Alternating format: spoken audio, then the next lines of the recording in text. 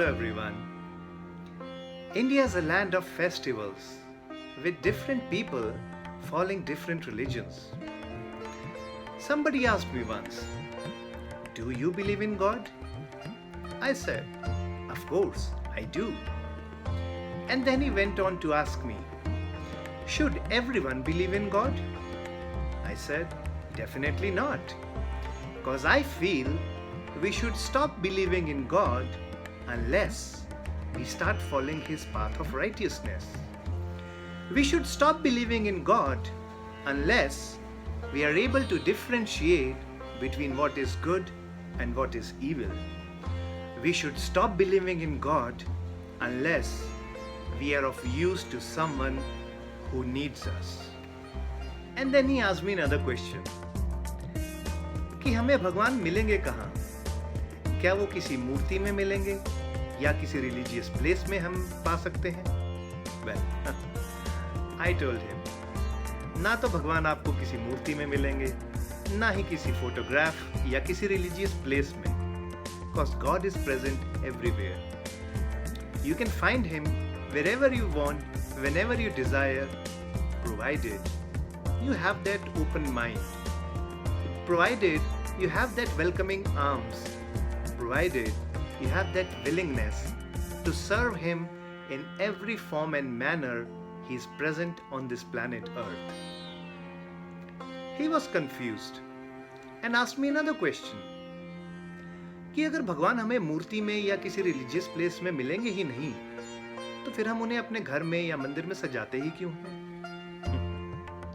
Interesting.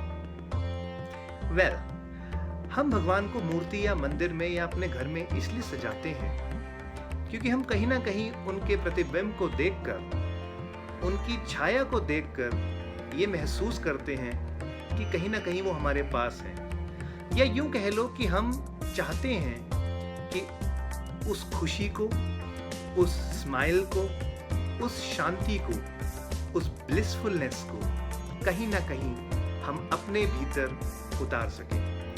And then he went on to ask me another interesting question. गौर से सुनिए. He said, हम भगवान को कैसे पा सकते हैं? क्योंकि मैंने तो सुना है कि अगर हम जप तप करें, सुबह से रात तक भूखे रहें, उपवास रखें, फास्ट करें, तो definitely we will find God. I remembered something which I learned 10 years back.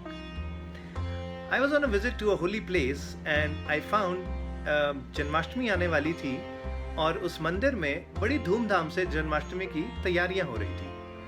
So I asked the Pandit ji out there कि पंडित जी, अब आप इतनी धूमधाम से तैयारी कर रहे हैं तो आई एम श्योर आप सब उस दिन व्रत भी रखेंगे. जन्माष्टमी के दिन सुबह से शाम तक व्रत कैसे रखा जाए, किस तरह से उपवास किया जाए कि हमें भगवान का आशीर्वाद प्राप्त हो सके. Friends, you will be surprised to know what he told me. Rather, what he asked me.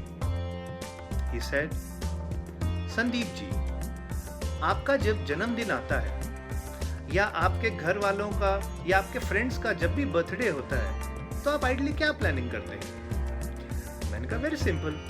Maybe we plan to host a party for him as a surprise, and definitely we plan to go out for an outing, to a fancy restaurant, order the best of cakes, and enjoy the finest savories to celebrate the day and make most of it."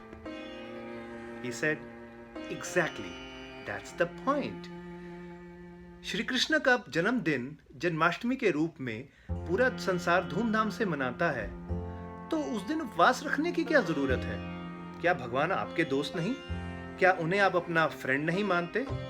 और अगर मानते हैं तो क्या आप उनके व्रत रखकर उनकी अवहेलना करेंगे, या उस दिन धूमधाम से पार्टी कर, अच्छी अच्छी मिठाइयाँ खाकर या अलग अलग तरह के पकवान चखकर आप उनका जन्मदिन सेलिब्रेट करेंगे और साथ में उन सभी को ये चीज़ें डिस्ट्रीब्यूट करेंगे जो शायद कहीं ना कहीं ये अफोर्ड नहीं कर सकते. I was taken aback by what that Pandit ji told me. I was in a state of shock. I was like, wow, unbelievable. आप पंडित जी, आपने तो मेरी आंखें ही खोल दी. So, let me ask you, friends, how are you going to celebrate your Janmashtami today? How are you going to celebrate your friend's birthday? Because you and I and everyone loves God. And if we believe Him, let's start following His path of righteousness, His path of thought process, which says, I am everywhere, provided you come and meet me. Thank you so much.